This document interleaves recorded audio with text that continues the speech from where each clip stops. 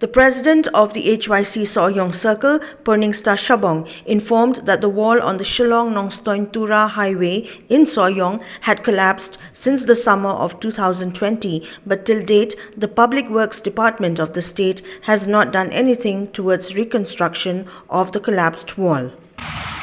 Akan dikajaka bila bun di kali di bawah dan yang aslian itu di bawah itu harus disekap dan nggak tahu dia waktu tadi kali. Jadi mereka jingga mereka jingga aja mereka serkar lembaga tertinggi long ke bawah ke jingga ke berapa dulu kata dia kiri sore kawan akan yang jingga ini mana yang surat nambah dan bu ke jingga lah deskripsi ini dan kiri-kiri ke bawah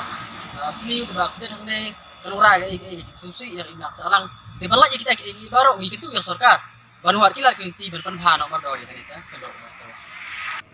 The council has made a request to the government through the PWD to take immediate steps towards reconstruction of the collapsed wall, as this is causing danger to vehicles plying through the particular bend on the Shillong-Nongstoin-TURA highway.